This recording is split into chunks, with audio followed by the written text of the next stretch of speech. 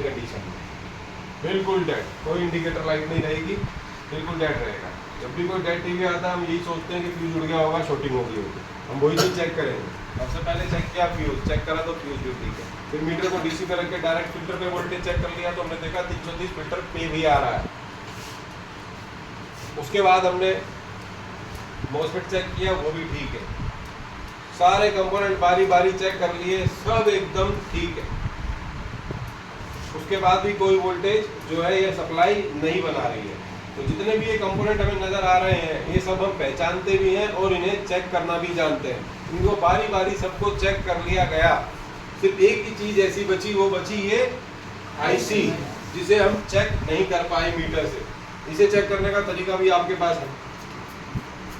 तो हमने सोचा कि आईसी खराब हो गई होगी और हमने आईसी को दूसरा लगाया, अभी भी सेम कंडीशन है।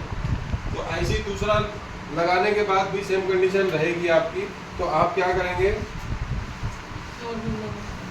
आपको मॉड्यूल लगाना पड़ेगा ये, तब जाके वो फॉल्ट ठीक होगा।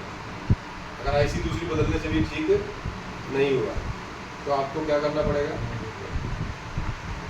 ये जो फॉल्ट मैं आपको बता रहा हूँ ना, ये ब्रांडेड टीवी का फॉल्ट है। जितनी भी एलजी, सैमसंग, सोनी की सप्लाइयाँ हैं ना, उनके अंदर ये खराबी आती है जो अभी मैं आपको बता रहा हूँ। कंपोनेंट सारे ही ठीक मिलेंगे, आप आईसी जब नहीं लगाओगे दूसरी ला करके, उसमें भी सेम टू सेम कंडीशन रहेगी। लेकिन ये फॉल्ट है कौन सा, अगर हम उसे ही ठीक करना चाहें तो कैसे कर सकते बिना मॉड्यूल लगाए। तो उसके लिए आपको पहले पावर सप्लाई को जो टेस्ट करने का तरीका है ना, वो चेंज करना पड़ेगा। आपको कैसे चेक करनी है पावर सप्लाई, आपको टीवी को ऑफ कर देना है, प्लग से ऑफ कर दिया टीवी, मीटर को डीसी पे रख के आप उस जगह पे पहुंच जाओ जहाँ पर पावर सप्लाई वोल्टेज बना करके देती है, 5 या 12 जो भी है, पहुंच जाओगे की तार पहले से ही वहाँ लगा के रखो। उसके बाद पावर दो टीवी के सप्लाई को। जैसे आप पावर देते हो वैसे ही मीटर में यहाँ पर कुछ भी वोल्टेज शो करके तुरंत भाग जाए 1 सेकंड के अंदर।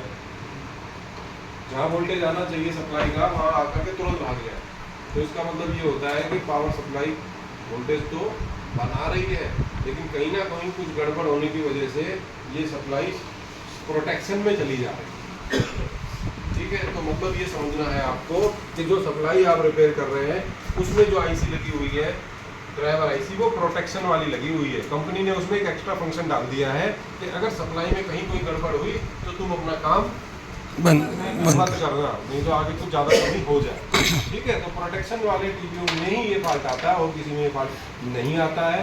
तो जब आप देखो कि यहाँ वोल्टेज आकर के तुरंत भाग जा रही है, तो आपको इस फॉल्ट को ठीक करने के लिए सिर्फ और सिर्फ ये चेंज करना है।